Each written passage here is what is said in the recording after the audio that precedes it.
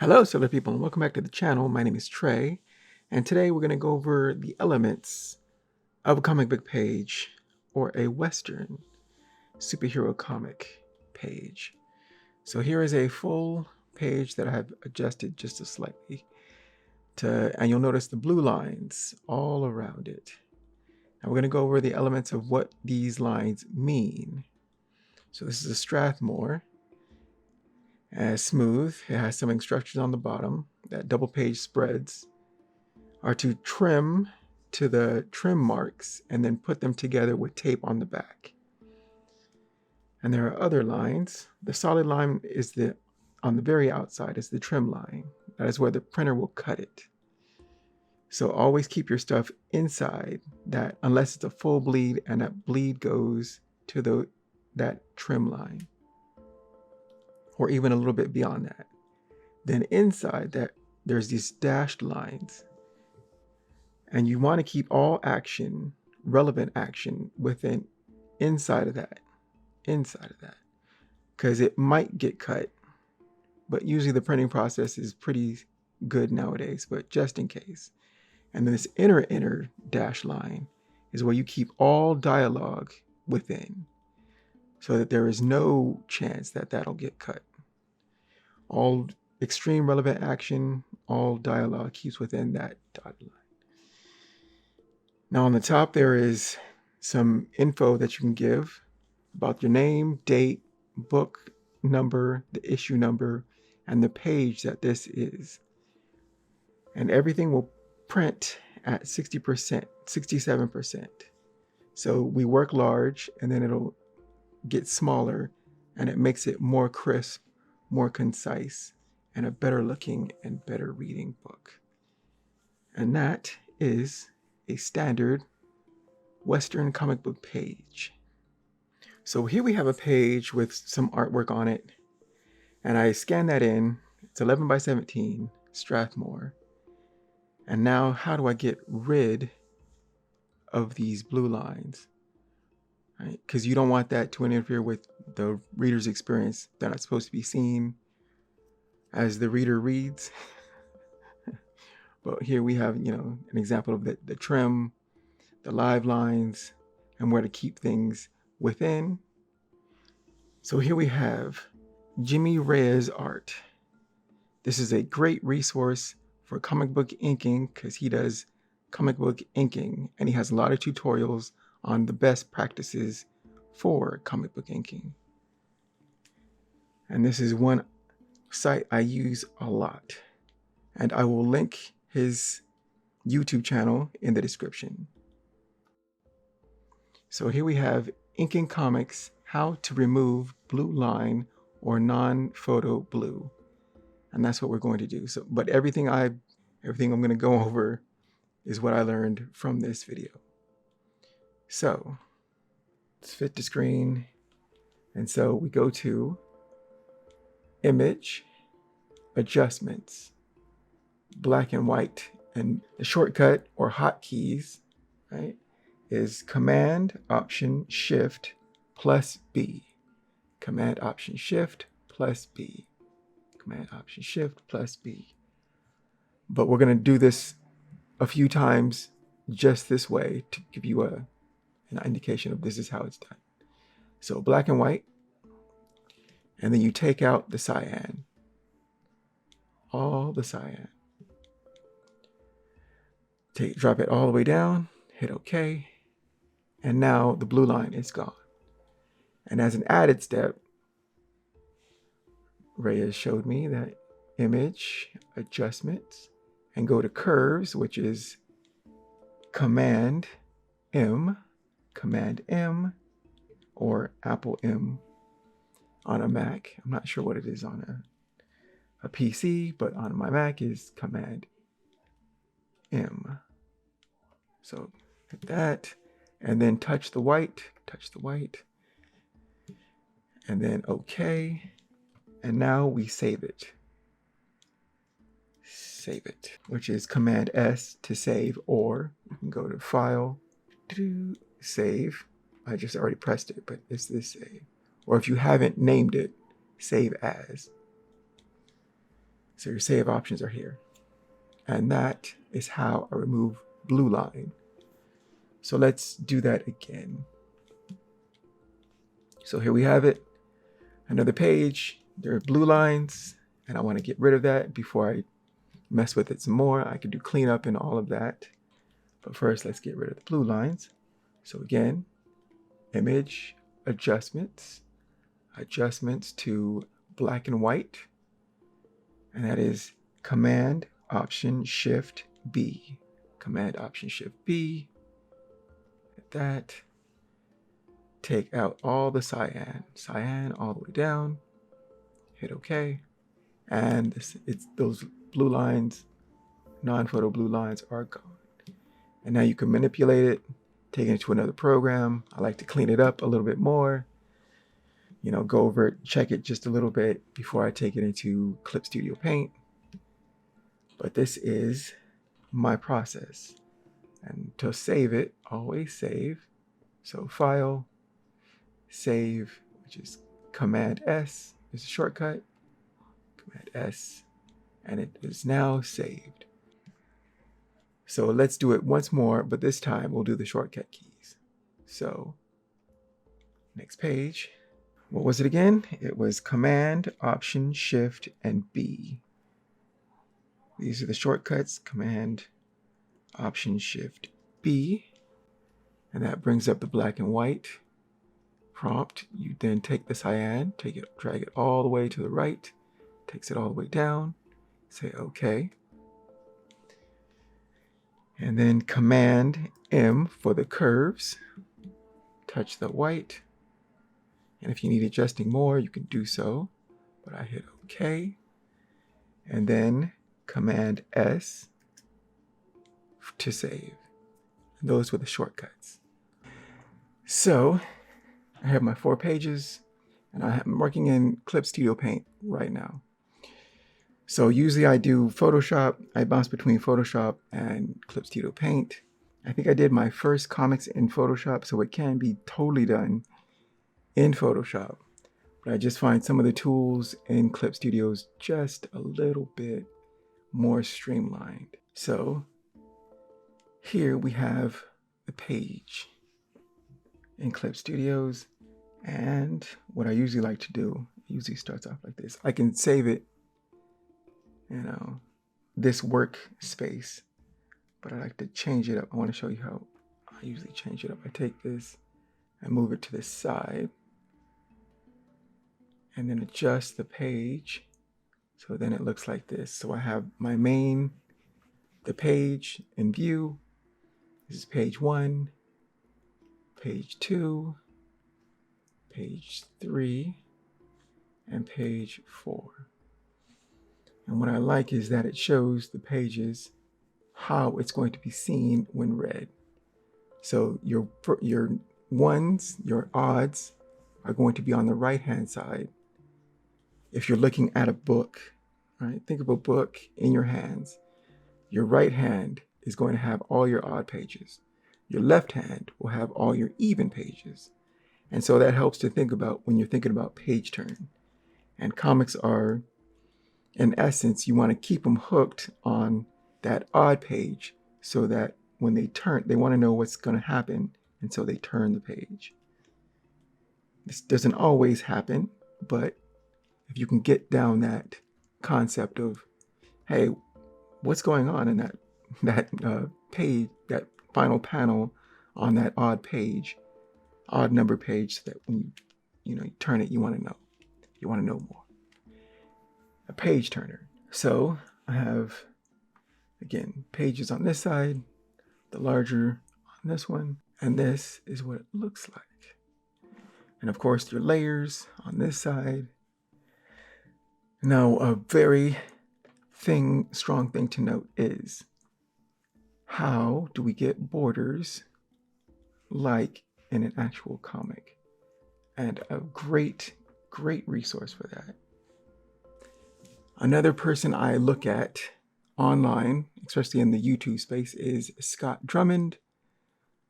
Scott Drummond has a lot of resources on comic books.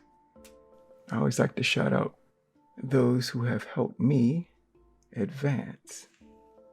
All right, so this is Scott Drummond's video.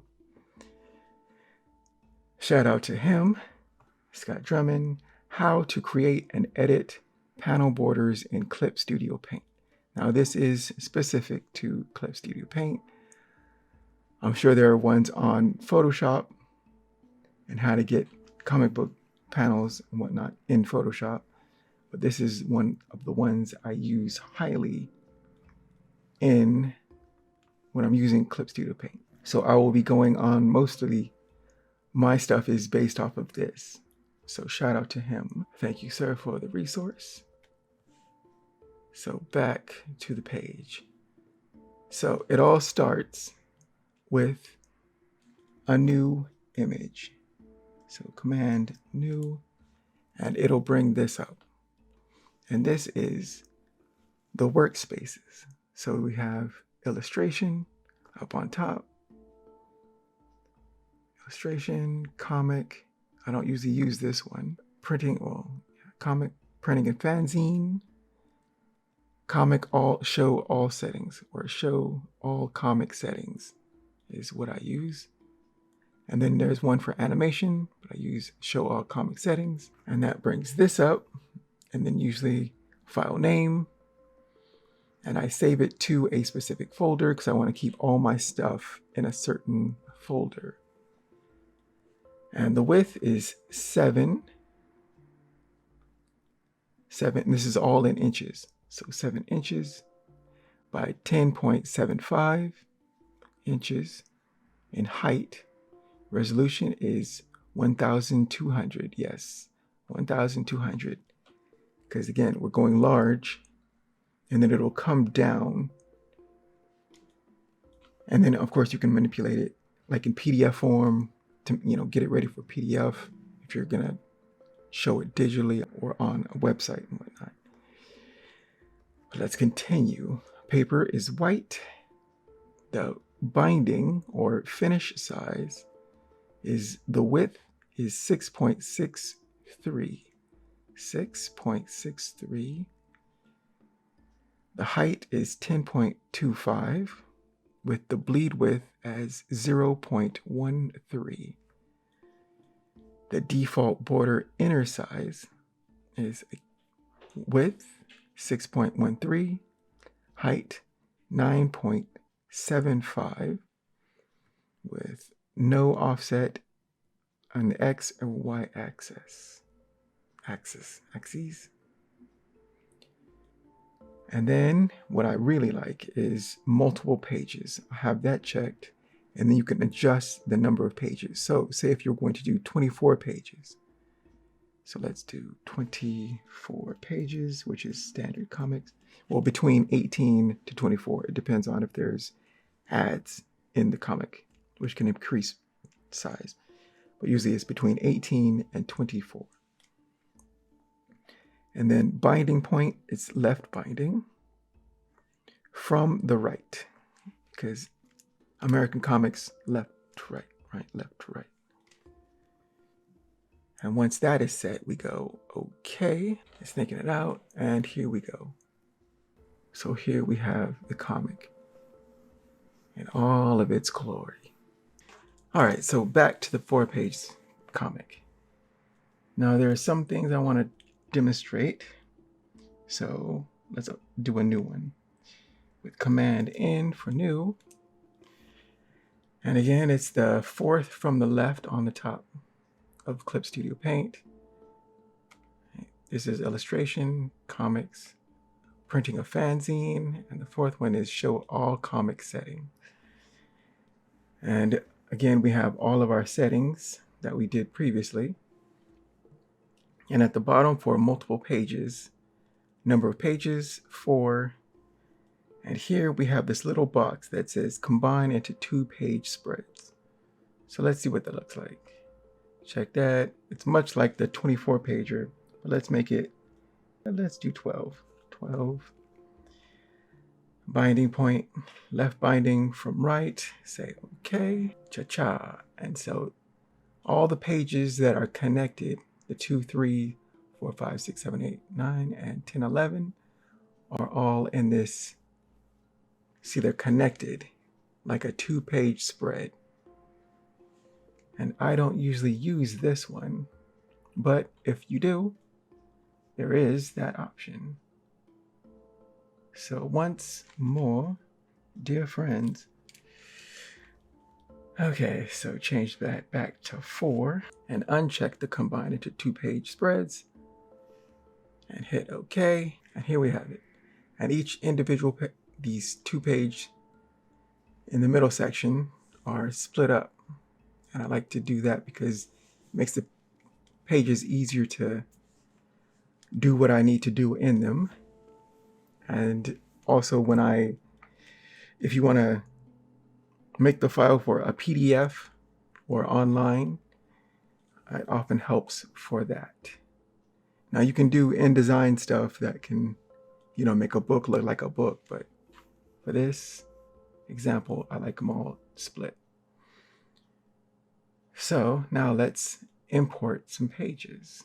Click the first one, your layers on your right-hand side. On your left, all right, go up to File and Import Image. That's File, Import Image. And then I have my file HBH comic and the files within it. I select the page that I want to bring in, open it, and then this file is pretty small because I was just doing sketching on it. So we format it to the size, and there we go. Now usually I make a copy of this page so that everything I'm going to do to it, I always like to keep an original just in case I mess up. That's just my own standard practice. So duplicate layer, and it says copy, and I usually turn off also name it OG or original or something to that effect. So now you have your page. Now to format it to look like a comic book, this is what we do. So over on our far left, we have all this. We go down here to frame borders, which the hotkey is U, and you hit U twice to get to it. But it's frame borders, and then you go, there's 2 items up here. I usually go cut frame, rectangle frame. You can also do a polyline frame, a frame border pin. I usually do rectangle frame. And then I go to the comic, select this inner corner, and it will snap when I get close to this corner, this bottom right corner. It's because I have snap to virtual rulers. So that, and then I go to cut frame. Now in cut frame, there's divide frame folders or divide frame borders. And all of this is in Scott Drummond's video. This is where I learned this from. But in borders, it keeps it all on mostly one layer. So I'll show you what that looks like. So making some frames. So this page is pretty easy. Okay, so now I have all my frames. Now if I go to double tap the P to get to the pencil tool, go into a layer in frame 1, and then if I draw, okay, right, see, you can go all over the place. And this is when all the borders are on the same, or all the frames are on the same file. And you can do it that way, and it also saves the speed of your computer, but I particularly don't use this. I always do the other one. So let's undo. So this time, hit the U twice, go to cut frames, and then we'll use divide frame folders. So now we make our frames.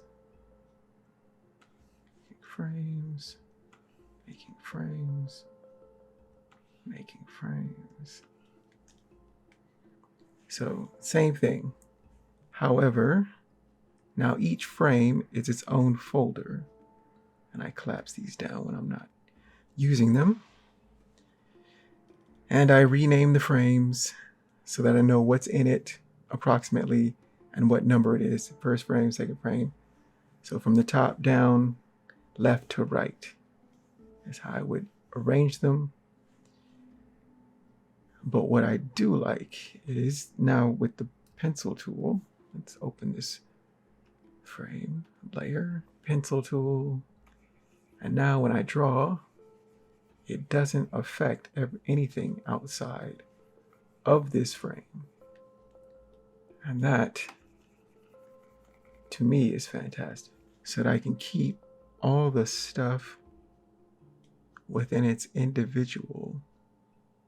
Let's go to this frame, layer. All right, so they're not interacting with each other.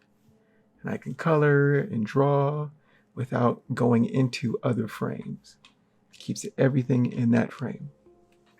And I really like that. I really, really like that. And I think we'll cut it here. So let's undo. So that was comic book page, what they look like, and the markings on them. We went over how to get rid of the blue lines. We also went over the basics of formatting a comic in Clip Studio Paint. Woo! Now next week I think we're gonna format this book totally. I'll show you how I arrange my stuff, be more organized. What else? So yeah, it should be good. So thank you for joining me. I've been Trey. You can check out my work at treyhodges.com. And I will see you on the next video. Keep shining. Take care. Bye-bye.